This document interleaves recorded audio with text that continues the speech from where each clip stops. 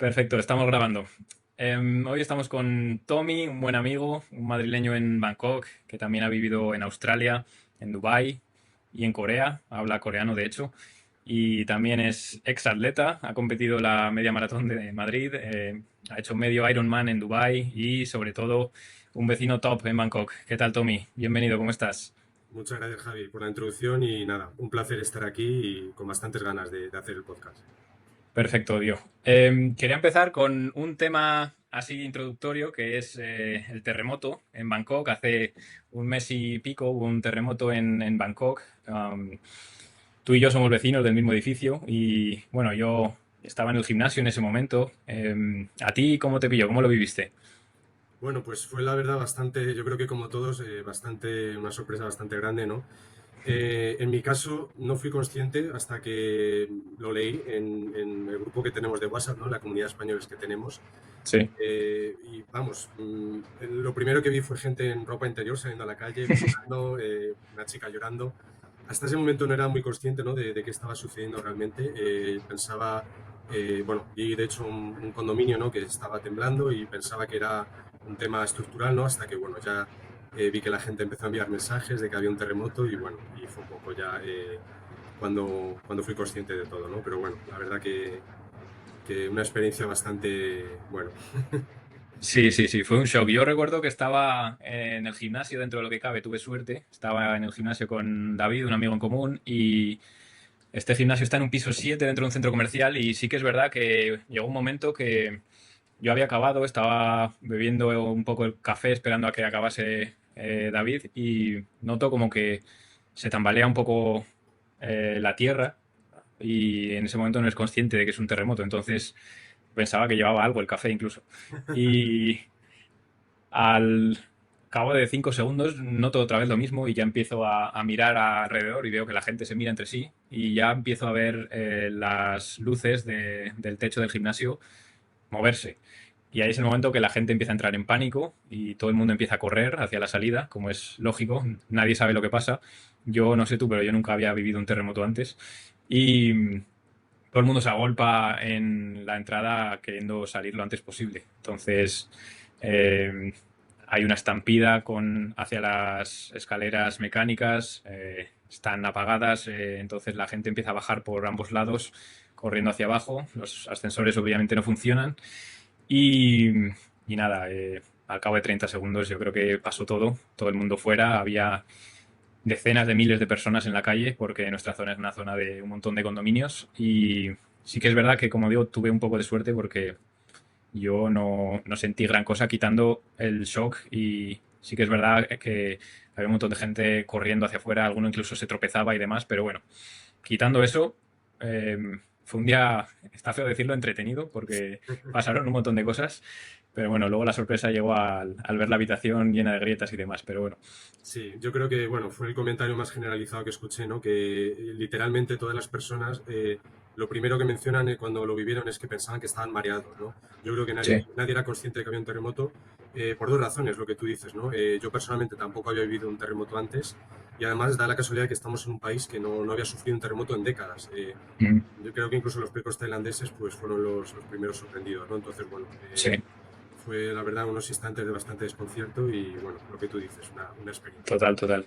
Sí, yo creo que es importante mencionar que mucha gente me hablaba y pensaba que Tailandia o el sudeste asiático en general era una zona bastante propensa a tener terremotos y Tailandia, al menos el centro de Tailandia, Bangkok, para nada tiene frecuencia de estos terremotos y menos de esta escala de 7,7 en la escala de Richter. Entonces, no, los edificios no están preparados para que haya un terremoto, al igual que no están preparados para que haya un terremoto en Madrid y las posibilidades de que lo haya son las mismas que aquí.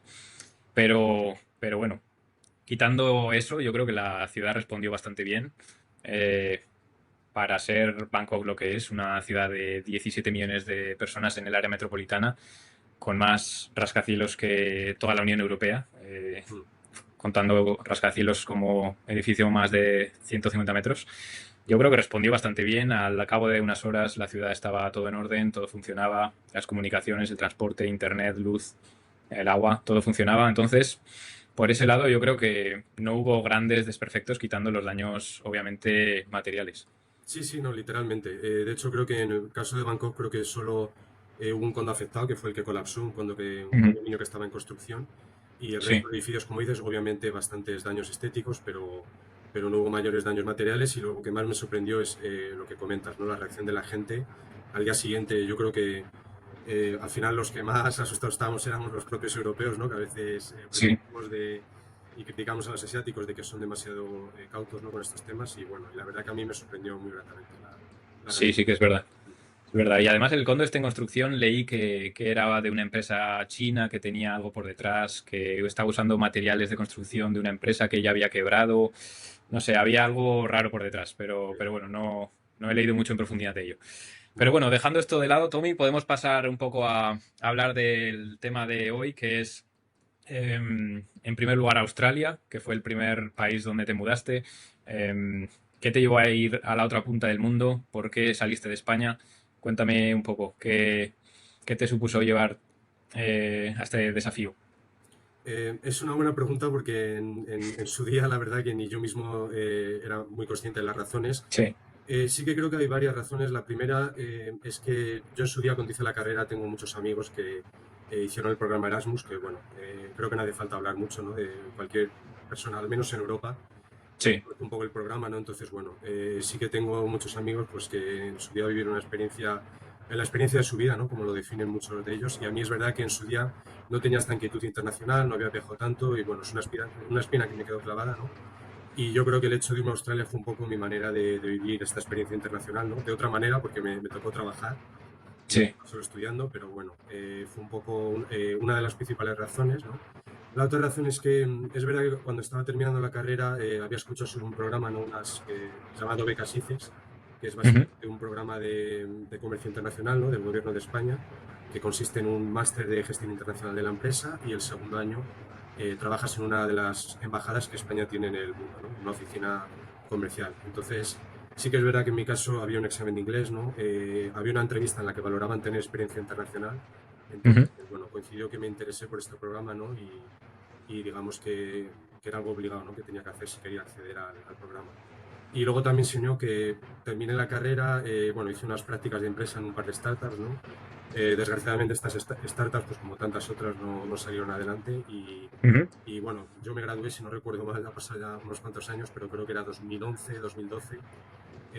Y bueno, el panorama laboral en España, ¿no? Obviamente después de la crisis, todos sabemos lo que Sí. pasó y el panorama laboral era bastante desolador, ¿no? Para un recién graduado con poca experiencia. Entonces, bueno, yo creo que estos fueron un poco los tres factores que me llevaron. Totalmente, sí, es un buen caldo de cultivo para tomar esa decisión.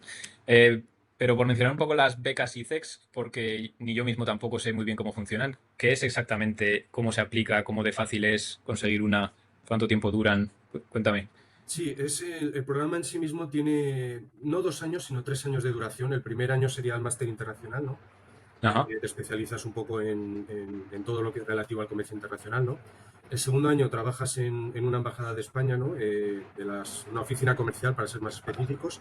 Y hay un tercer año en el que trabajas, haces un año de prácticas en una empresa española que esté internacionalizada, ¿no? Entonces, bueno, sí que es verdad que este tercer año, el segundo año, hay mucha gente que después de finalizar el año de la embajada se queda en el propio país, consigue un trabajo Ya. indefinido, ¿no? Y no llegan a hacer este tercer año del programa. En mi caso, bueno, empecé a trabajar en el Banco Santander, pero bueno, encontré otro trabajo, entonces, bueno, el último año del programa, digamos que no lo llegué a completar.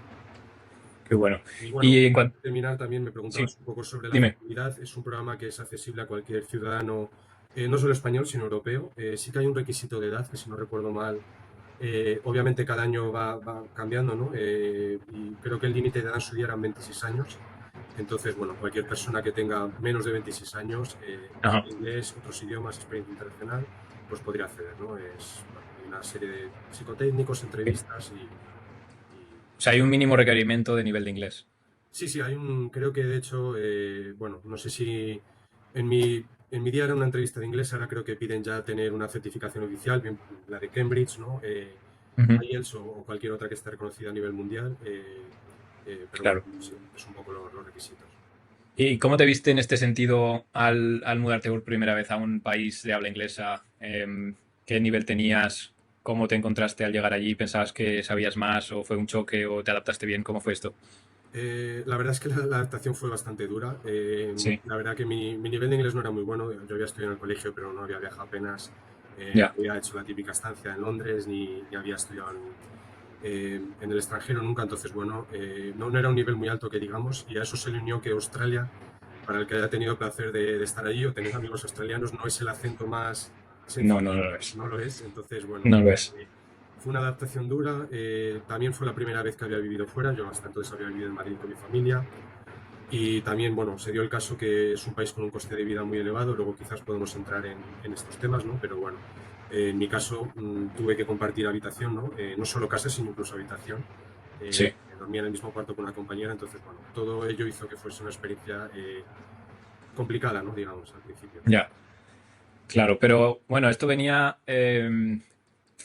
debido a la situación de crisis económica que había en España y demás. Entonces, digamos que funcionó esto que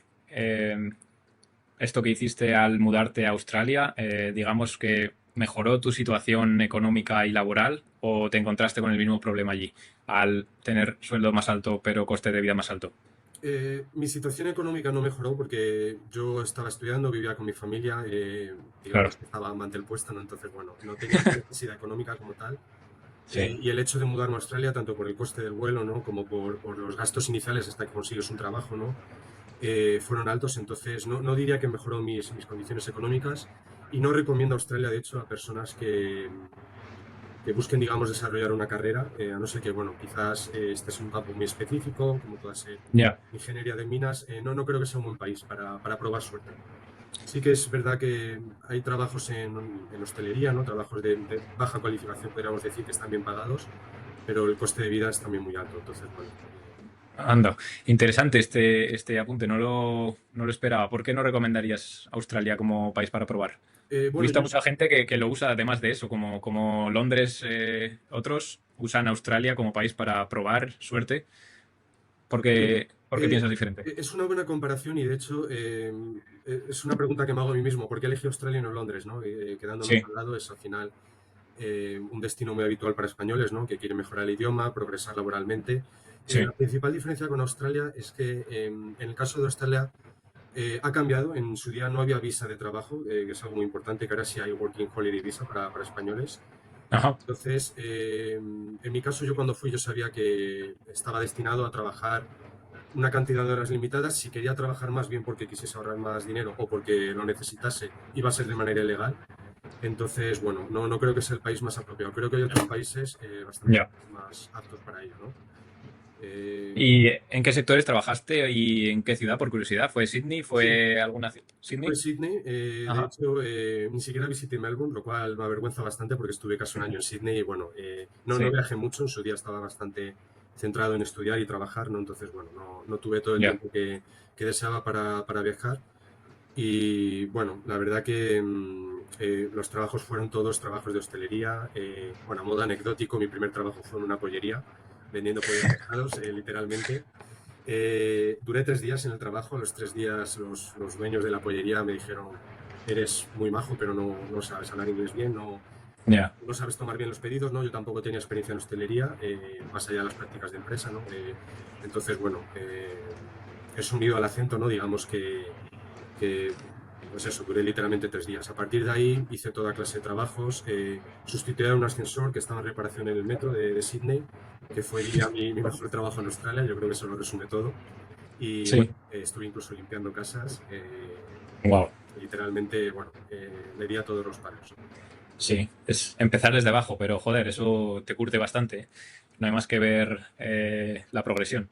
Buenísimo. Y después de eso, Tommy, pasamos a Corea, que fue tu siguiente destino después de casi un año, has dicho, ¿no? En Australia. Sí, un año Eh, exactamente.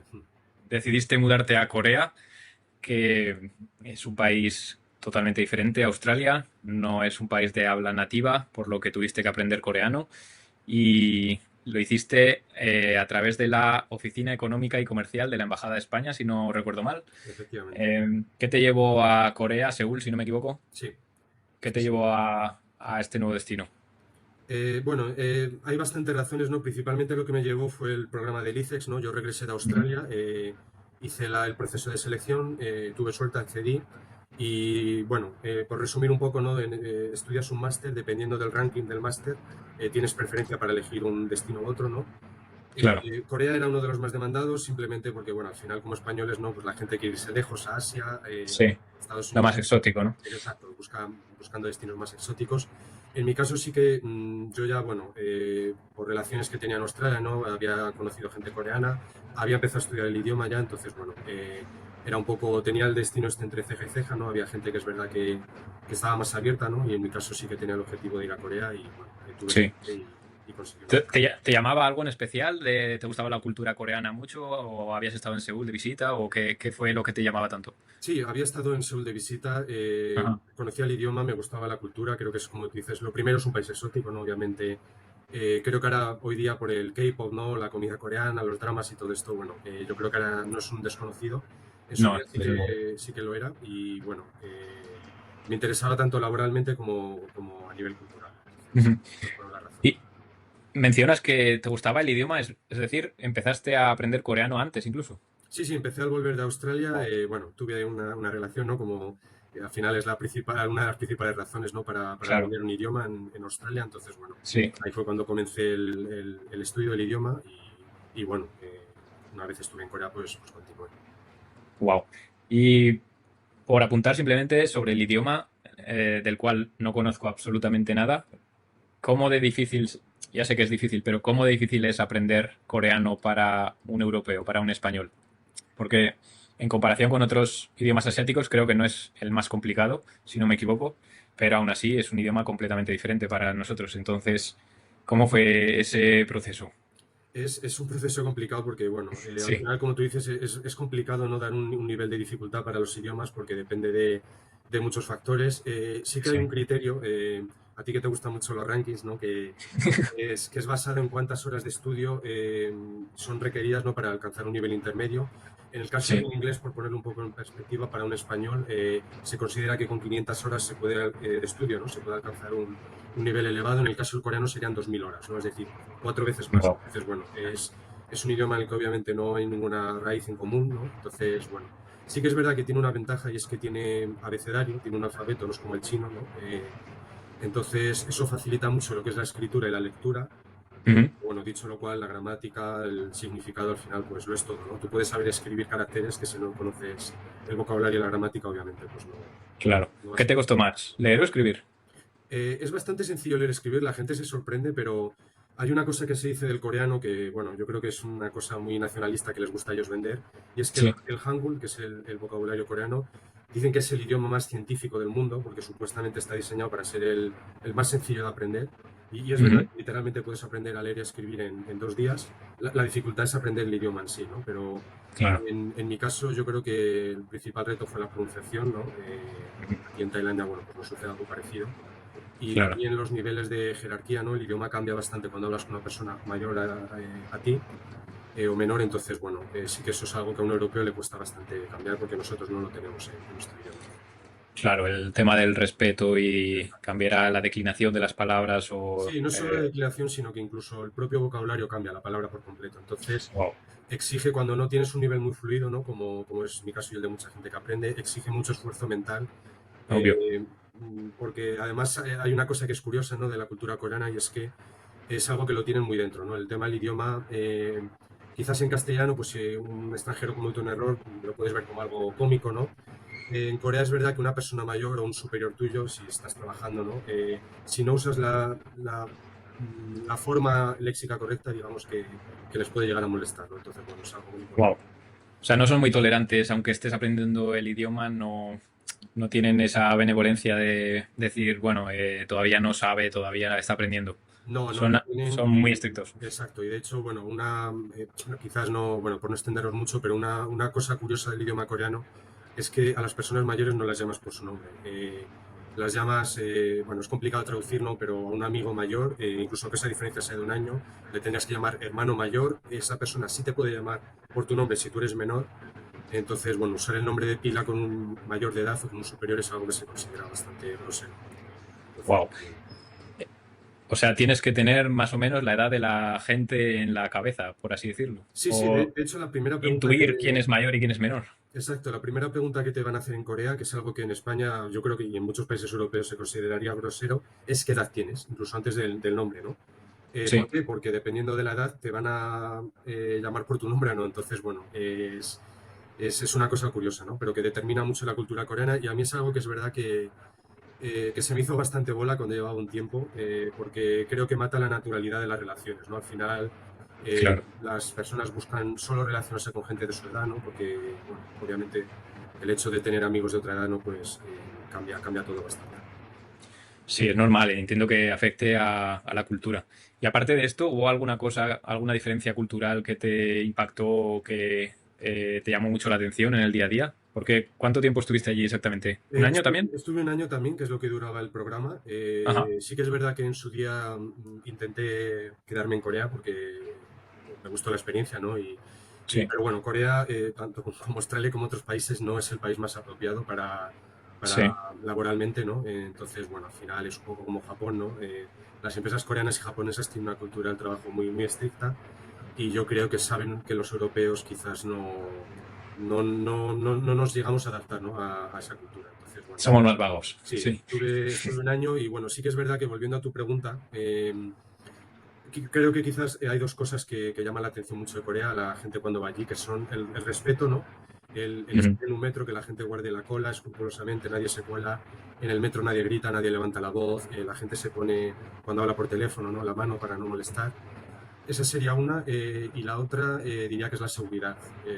Corea, bueno, yo creo que aquí no te será en un ranking, pero seguramente esté entre los países más seguros del mundo. Y bueno, Sí, yo creo que por sí. anécdota, yo pagaba mi alquiler en efectivo, ¿no? Entonces, bueno, hubo un día que yendo a la oficina había retirado del cajero el importe del alquiler, que bueno, creo que eran 600 euros al cambio, y perdí la cartera yendo a la oficina y ni me di cuenta, la verdad. Y estaba trabajando en la oficina y bueno, me llamaron de recepción y resulta que alguien había encontrado mi cartera y me la devolvieron y estaban los 600 euros dentro de la cartera. O sea que bueno, en España quizás es más complicado, ¿no?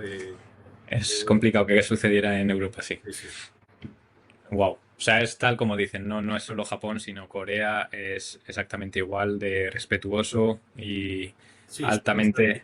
bastante Ajá. parecidos en ese sentido, que bueno, a los coreanos no les gusta que les comparen con Japón por motivos Sí, históricos, ya, es normal. pero son primos hermanos.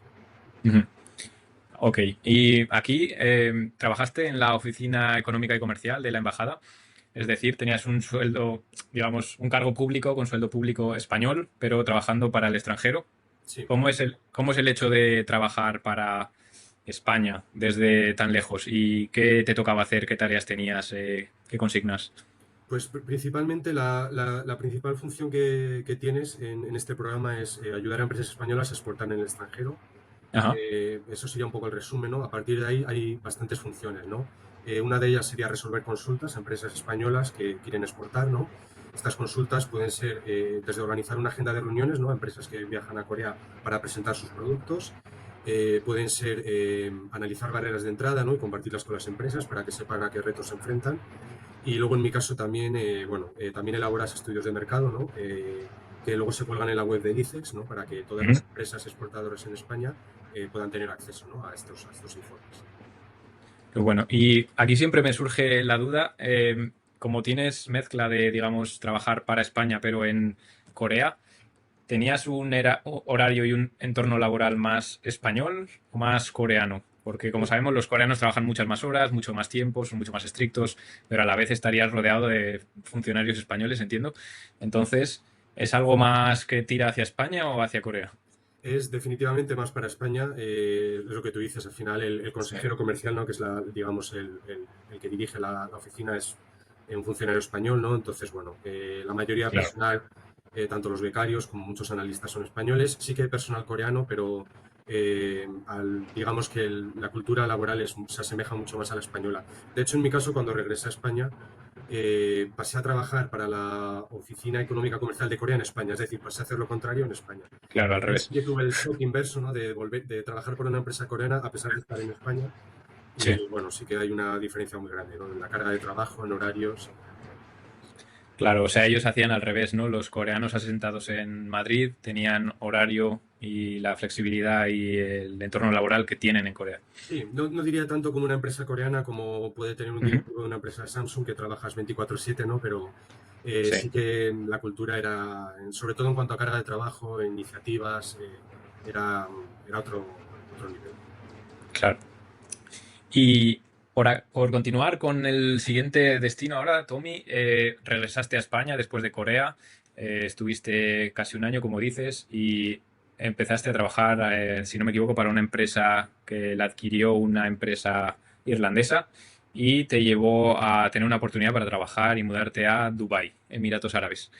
Un destino totalmente diferente, aunque no te fueras de Asia, sigue siendo un destino muy diferente y me gustaría que me cuentes qué te llevó a Dubái y sobre todo qué diferencias viste, porque sé que es el destino en el que más tiempo estuviste y me parece curioso, siempre que hablo con gente que ha vivido en Dubái me llama la atención porque es un destino que no deja indiferente. Entonces, cuéntame cómo lo viviste y qué te parece Dubái.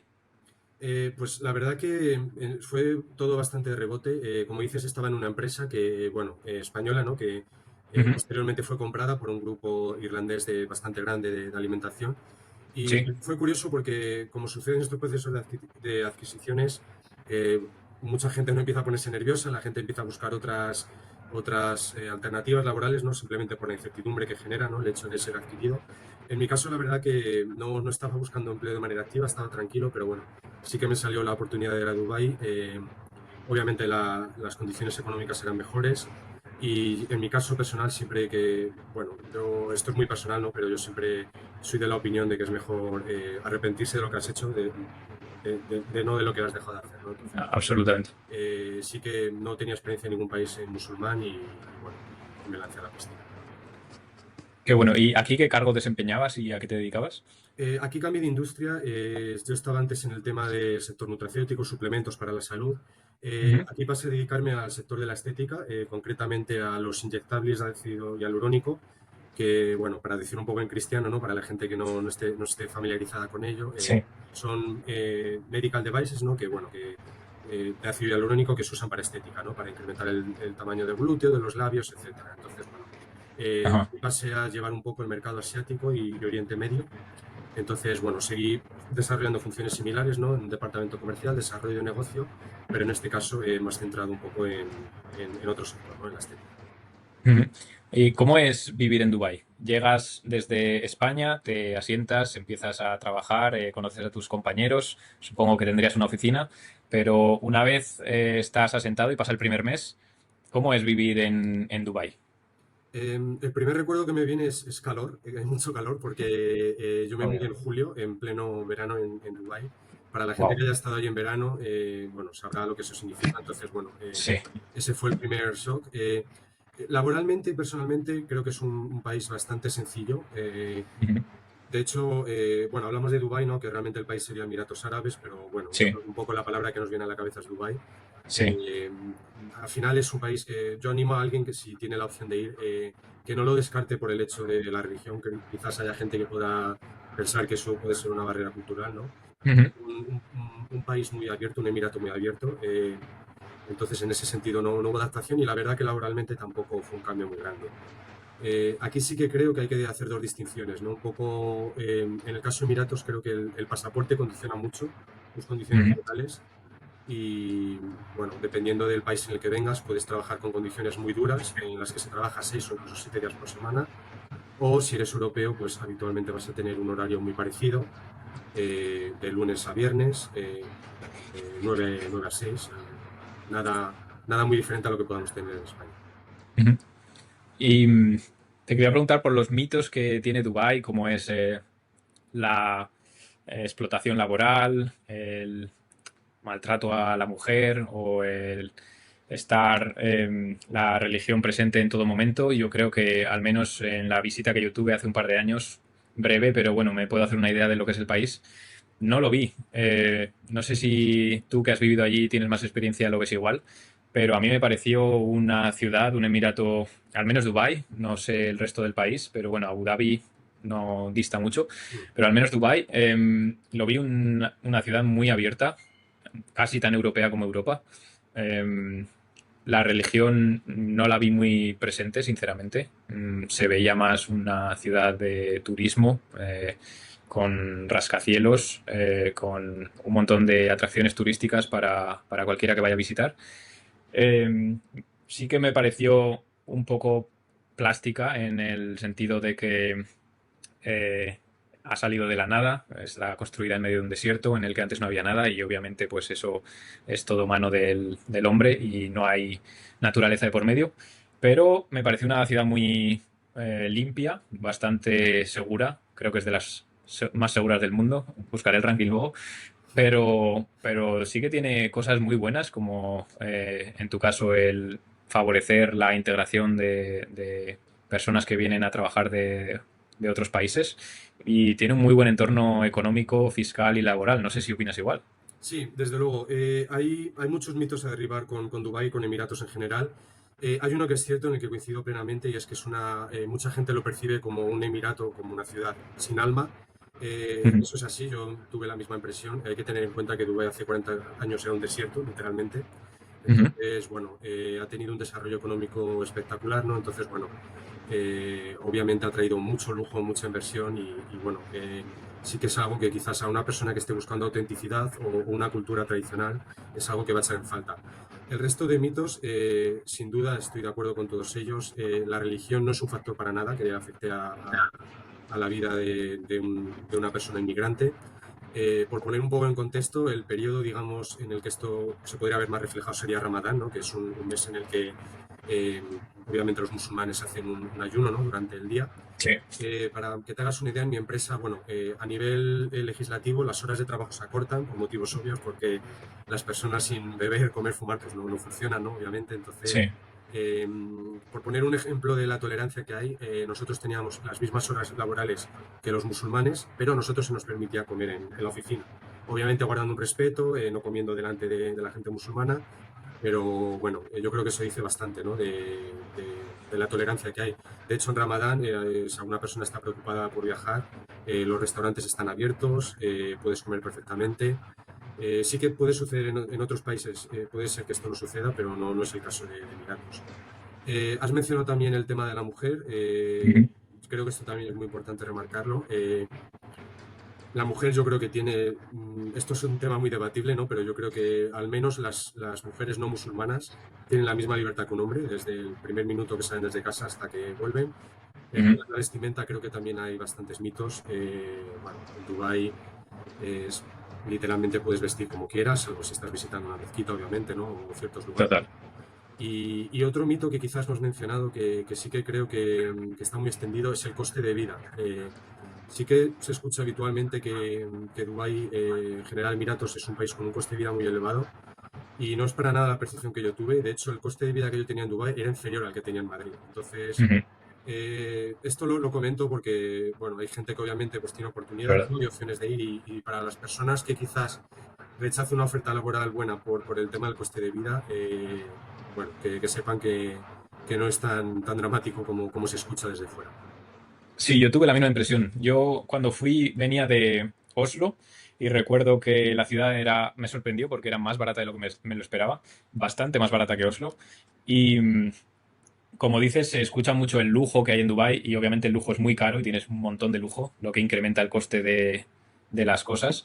Pero llevar una vida normal, como llevas en una ciudad europea, en Dubái, es igual de barato o más. En tu caso con Madrid, en el mío con Oslo, pero a mí no me pareció una ciudad excesivamente cara, como sí que lo es Nueva York, San Francisco, algunas ciudades de Suiza o Sí, algunas ciudades del norte de Europa. Entonces, yo en eso estoy totalmente de acuerdo, sí, yo lo vi igual. efectivamente, hay que pensar que al final, bueno, tú tienes más experiencia en países nórdicos, ¿no? En Noruega, pero el sueldo medio de un trabajo, digamos, de baja cualificación es muy elevado. En Ujú. Uruguay hay que pensar que hay población inmigrante india que vive literalmente con sueldos muy bajos. Entonces, bueno, sí que es un país que te da, digamos, esas alternativas. Como dices tú, puedes introducir fiesta, yates, los lambos, alcohol, ¿no? Pues, Y obviamente ahí no hay límite, pero obvio, obvio. eh, Es normal y además creo que tiene la mayor concentración de millonarios del mundo, lo que obviamente hace incrementar el coste de ciertas cosas de alto poder adquisitivo, pero como dices, la vida media no creo que sea más cara que una ciudad europea media. Eso totalmente de acuerdo. Y aparte del coste de vida y demás, Tommy, ¿cómo viste el tema fiscal y el tema de sueldos? Porque es muy famoso el no pagar impuestos en Dubái porque no tienen IRPF, no tienen impuesto a las ganancias patrimoniales ni al ingreso económico de ningún tipo de sueldo. Si no me equivoco, es al 0% hasta cierto límite últimamente, no estoy del todo al día, pero es un incentivo grande que hace que un montón de trabajadores europeos, yo sobre todo vi británicos, un montón de británicos, Sí.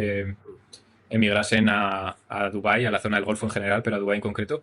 ¿Es así como lo pintan? ¿Tiene sus matices? ¿Es debatible o es oro todo lo que reluce? No, no, en este caso sí que creo que es bastante cierto. Como bien dices, el impuesto a las ganancias patrimoniales, lo que sería el equivalente al IRPF en España, el ingreso, los impuestos a la renta son cero. Da igual el salario que tengas, lo cual es un incentivo muy grande. Yo creo que eso a su vez ha ayudado a traer mucha riqueza al país, mucho talento, ¿no? Porque, bueno, en Europa tenemos experiencia, ¿no? Con los tipos impositivos tan altos, ¿no? Entonces, bueno, yo creo que sí que ahí han sabido construir un modelo económico y fiscal muy sólido. En el caso de los negocios sí que es verdad que antes no había un impuesto a sociedades como tal. Creo que esto ha cambiado hace 2 años. Pero creo que no te sabría decir el dato, pero sí que hasta cierto nivel sigue siendo cero el impuesto, por lo tanto para pequeños y Mm. medianos negocios sigue siendo un destino muy atractivo. Y bueno, sí que hay un pequeño impuesto de sociedades que han introducido, pero que afecta solo a empresas grandes y que sigue siendo mucho menor que los que podamos tener en Ujú. Europa. Sí, no, totalmente de acuerdo. Y esto tendrá sus peros, obviamente, pero es la causa principal por la que el país ha pegado semejante boom y ha crecido de tal manera. Como decías, hace 40 años era un desierto, era un solar, y debido a este capitalismo extremo, que es lo que es, ha llegado a ser ahora mismo una concentración de riqueza tal y uno de los países más ricos del mundo, al igual que ha hecho China en otra forma, con ciudades como Shenzhen o Shanghai o alguna otra, que han crecido de una manera bestial, aunque en el resto del mundo no nos estemos dando cuenta. Entonces, yo creo que es digno de estudiar, tendrá sus peros, como digo, no le gustará a todo el mundo, pero yo al estar allí, la verdad que admiraba a dónde es capaz de llegar el ser humano cuando se lo propone, y la verdad que no me gustaría vivir en Dubái, pero me resultó muy curioso verlo y me causó mucha más impresión que otra ciudad como puede ser Nueva York, por ejemplo, que estaba mucho más descuidada, Sí, mucho más desordenada, mucho más sucia. Y en Dubái la verdad que parecía una versión mejorada de Nueva York cuando la vi. No sé sí, si tú sí, pensabas igual. totalmente. Yo, bueno, tuve la ocasión de estar unos días en Nueva York y creo que es tal cual lo describes. Creo que el principal rechazo a Dubái, ¿no? A muchos países del Golfo o de Oriente Medio, es un poco las desigualdades. Ujú. Y es verdad que impactan un poco cuando emigras y ves las diferencias entre ciertos sectores de la población y otros, pero bueno, yo soy de la opinión de que al final no hay explotación como tal. Yo creo que esto es otro mito que está muy extendido. Al final la población inmigrante ha emigrado a Dubái en busca de un futuro mejor, ¿no? Como puede ser el caso de varios países, y hay que pensar que esta gente, aun teniendo condiciones muy duras, siguen teniendo condiciones mejores a las que tenían en sus países de orígenes. Entonces, bueno, a mí es un modelo que me gusta, pero bueno, entiendo que como todo es debatible. Claro, no, pienso parecido. Y mientras estén en capacidad de usar sus opciones como quieran y Mm. no estén forzados a nada, cualquier trabajador que esté en Dubái esté por decisión propia, yo lo veo bien también. Y como dices, cualquier persona que no se sienta a gusto o no esté, no piense que esté la mejor de sus condiciones, siempre puede volver, Efectivamente, emigrar a otro país y mientras sea libre y no secuestren su pasaporte, que es otro mito que he escuchado por ahí, eh, no lo veo mal, desde luego. efectivamente, pienso igual. Sí. Y por acabar, ahora, Tommy, el último destino es Tailandia, el país en el que ambos estamos ahora mismo. Un gran país, en mi opinión, el mejor del sudeste asiático, debatible también. Eh, Siguiendo con Asia, pero ahora de vuelta al sudeste, bueno, al este asiático. ¿Qué te trajo a Tailandia? ¿Por qué Bangkok?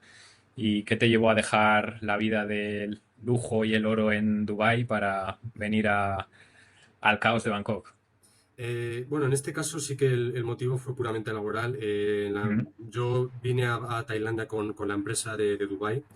En este caso la empresa quería desarrollar mercado, ¿no? En Asia porque no, las ventas eran muy limitadas.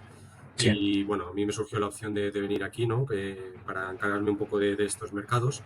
Y bueno, Tailandia en su día, pues cuando lo hablé con la empresa, era uno de los mercados que se consideraba de mayor potencial para la empresa y fue un poco Ujú. lo que me trajo aquí, ¿no? Entonces, bueno, dicho sea lo cual, no me arrepiento de la decisión y creo que Tailandia, aunque Dubái tiene muchas bondades como hemos hablado, yo creo que Tailandia, la vida aquí, pues, por lo menos para mí es mejor.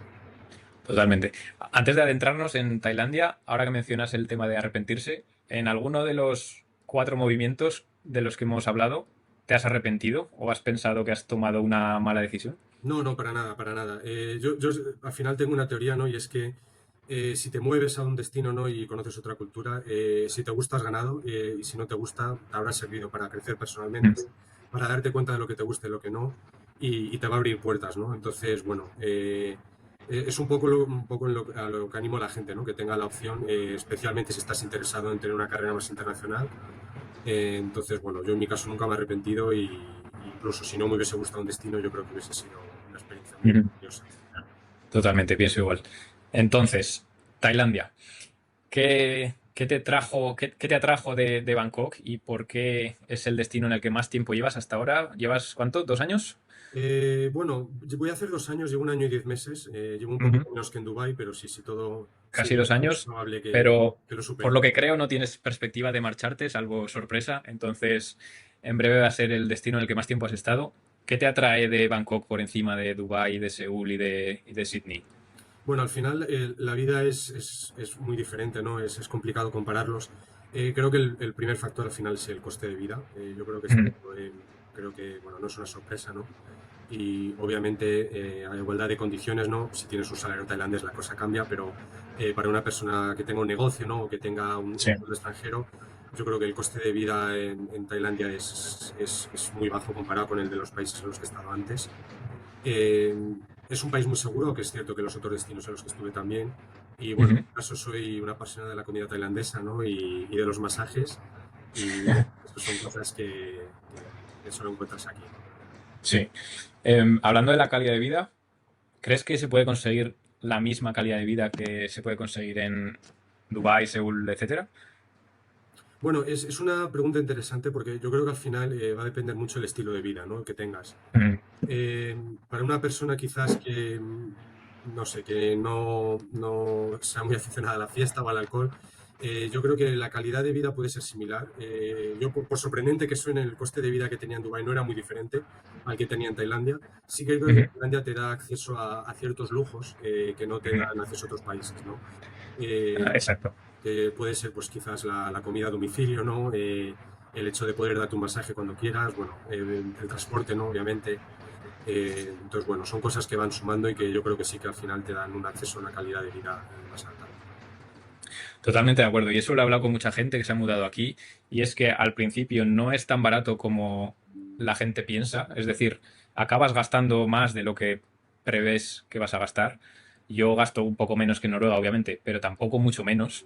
Y gasto más que en España. Sí, Pero la calidad de vida que tengo en Tailandia es inimaginable ahora mismo en Europa, salvo que me esté gastando 10.000 euros al mes en Europa, que obviamente se puede conseguir, pero es algo muchísimo más inaccesible. sí, sí, efectivamente. Y yo diría incluso más, ya no solo comparado con Europa, por supuesto con Estados Unidos, sino que creo que incluso dentro de Asia, creo que sigue siendo uno de los países con un coste de vida más accesible, incluso comparando con otros países menos desarrollados del sudeste asiático. Entonces, bueno, Ujú. creo que en eso sí que habría que hacer un ranking, ¿no? De todo esto, pero creo que Tailandia Sí, podría estar muy arriba. sí, yo creo que también. ¿Y esto es algo que afecta solo a los farangs, a los extranjeros en Tailandia? ¿O tú crees que el Thai medio también puede tener una buena calidad de vida? Porque ahora hablaremos, pero yo no creo que el Thai medio en Bangkok, por lo menos, viva mal o una vida tan pobre como nosotros pensamos en Europa. Yo creo que aquí hay un poco parte de, en mi opinión, por lo menos, creo que hay un parte de verdad y parte de mito. Sí. Creo que el tailandés medio no es tan pobre como podría pensar mucha gente en Europa que no haya viajado, no haya tenido la oportunidad de venir al país o no conozca la cultura.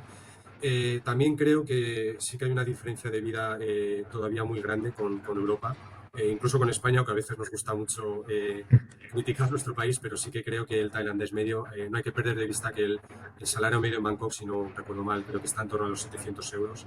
Ujú. Este es el medio, obviamente, eso significa que hay una parte muy grande de la población, ¿no? Que vive muy por debajo de ese salario. Entonces, bueno, sí que creo que en ese sentido todavía Tailandia tiene mucho que avanzar. Claro, pero es que esto trae consigo el coste de vida. Es que es lo que hablábamos, por ponerlo un poco en perspectiva, aunque el sueldo medio en Bangkok sea de unos 700 euros, un Thai medio puede acceder a la vivienda. Tú lo sabes, desde unos 100, 150, un Thai medio puede alquilarse un apartamento en el supuesto tercer mundo. No va a ser un palacio, ni un condo de lujo, obviamente, ni va a estar en Siam o en Chitlom, pero puede acceder perfectamente a vivir solo. Si le metes un poco más, incluso tienes piscina y gimnasio. Es decir, un Thai medio puede alquilarse algo en la capital de su país con un 20% del sueldo medio. La cosa es, ¿qué europeo puede decir eso? Sí, bueno, al final es un debate muy interesante, ¿no? Que daría para horas. Sí que es Sí, verdad que Tailandia creo que la principal virtud no es tanto el coste de vida, que es verdad que es muy ujú, bajo, sino las opciones que te dan, ¿no? Como dices tú, exacto. puedes vivir, incluso un europeo, literalmente podría vivir con un sueldo de 1.000 euros sin problemas. Sí que sería en un condominio lejos del centro, sin las piscinas, a lo mejor sin las infinity pool que podamos tener en otros condominios, comiendo comida local. Pero sí que te da esa opción, ¿no? Pero bueno, sí que creo que, bueno, en una parte muy alta de la población, al final, pues no. Hay que pensar que muchos bienes, ¿no? Tienen. Un iPhone te va a costar al final lo mismo en Tailandia que en España, ¿no? Sí, Un viaje a Europa, al cierto. final, para un tailandés de clase baja, los costes que les generaría viajar una semana allí serían quizás, estarían fuera del alcance de mucha gente, ¿no? Pero bueno, sí que creo que con el problema que tenemos en la vivienda en España, especialmente yo que vengo de Madrid, donde los alquileres son una locura, pues sí que creo que Tailandia te da más opciones. Obviamente, obviamente. No, en eso totalmente de acuerdo. Sí que es verdad que todo el tema del comercio internacional, como mencionas, un iPhone, eh, eh, unas Nike, cualquier cosa de la electrónica, de la ropa, de cualquier mercado internacional, cuesta lo mismo. Un poco menos porque el IVA es del 7% en vez del 21%, pero sí que es verdad que le cuesta mucho, es mucho más inaccesible para un Thai medio con un sueldo menor que para un europeo. Pero dejando eso de lado, a mí me gusta lo que hablamos, me llama mucho la atención la gran variedad que hay para acceder a todo tipo de bienes, servicios y productos en Tailandia. Yo creo que en ninguna ciudad del mundo he visto semejante variedad, desde el pad thai de la esquina o el arroz con pollo de 50 céntimos Sí. hasta un restaurante de super lujo en el ático de un rascacielos por 300 euros el menú. Tienes todo el rango de abanico de opciones y eso no lo he visto tanto en Europa. Sí, En, no, en no, desde Europa luego. sí que ese abanico es muchísimo más cerrado. En Dubái, por ejemplo, sí que lo veía, pero Mm. más orientado hacia el lujo, no tanto hacia abajo, pero es que en Bangkok lo veo entero, el abanico desde el 0 hasta el 100 entero. Sí, sí, literalmente. Creo que hay muy pocas ciudades en el mundo que te ofrezcan eso. Yo, bueno, he tenido la suerte de vivir en varias y creo que tampoco lo he visto. Y bueno, Ujú. creo que es una de las razones, ¿no? Por las que Bangkok, si no me equivoco, creo que ha sido la ciudad más visitada del año a nivel turismo. Entonces, bueno, yo creo que Sí, es una de las razones.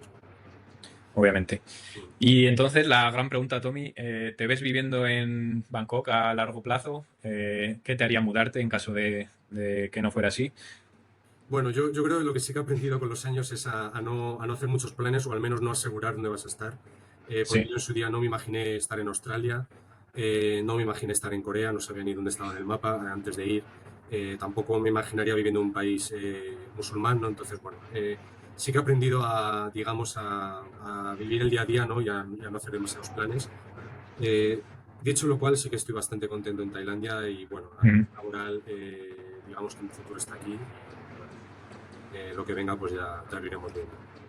Totalmente. Además es algo que te curte y te nutre y te abre mucho la mente el vivir en diferentes ciudades. Y tienes un poco de cada una al final. Entonces, la siguiente pregunta sería, ¿te verías volviendo a España? ¿Te ves en algún futuro volviendo a España? Sí, no, sí cambia la situación, por ninguna de las maneras. ¿Cuál crees que sería la respuesta? Eh, la verdad no te sabría contestar ahora mismo. Yo creo que lo que me haría volver Es difícil. sería la familia y los amigos. Sí que es verdad que a nivel cultural soy una persona bastante desapegada. No Sí. soy una persona que eche de menos la gastronomía, digamos, ¿no? O el ocio, ¿no? que tenía allí. Entonces, bueno, sí que quizás sería un tema más familiar, ¿no? De amigos lo que me haría replantearme el volver a España.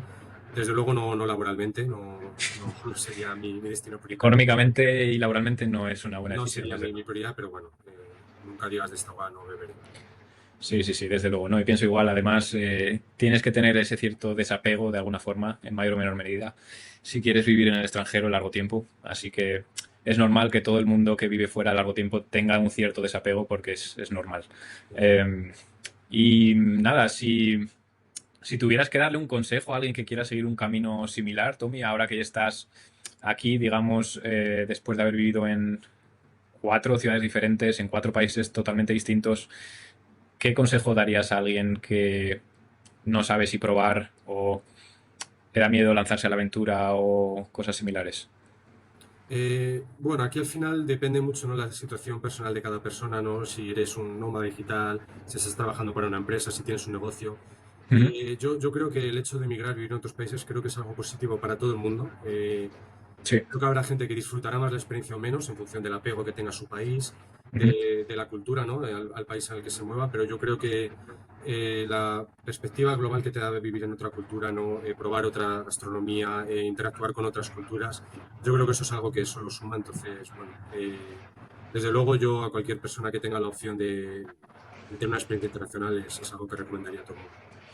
Sí, totalmente. Y además añadiría que es algo que curte bastante a una persona y le genera herramientas para solucionar problemas que de por sí no tendría por el mero hecho de que está en su zona de confort en su país y el hecho de tener a los suyos al lado una cultura similar y un idioma similar le evita muchos problemas. Y al mudarse al extranjero y vivir fuera, tienes que enfrentarte a problemas que no te tienes que enfrentar de normal en tu día a día en casa, que es como por ejemplo abrir una cuenta bancaria, lidiar con burocracia en el extranjero, hacer un grupo de amigos nuevo, algo tan básico como eso, o empezar de cero en un nuevo país en el que no entiendes el idioma, es algo que curte a cualquiera, le recomiendo a cualquiera que lo haga y absolutamente necesario y es algo que se puede probar y siempre se puede volver y decir esto no es para mí, obviamente. Estoy completamente de acuerdo. Perfecto, Tommy, pues lo podemos dejar aquí justo antes de una hora, perfecto. Muchas gracias por venir, amigo. Ha sido un placer, la verdad, escuchar tu experiencia y espero verte en nada en Bangkok, en nuestro condo o en el de al lado. Ya hablaremos, pero nada, un placer tenerte por aquí, amigo. Muchas gracias. Nada, un placer y nada, seguiré enganchado a tus podcasts. Gracias, Tommy. Hablamos pronto. Hasta Un luego. placer. Chao, chao.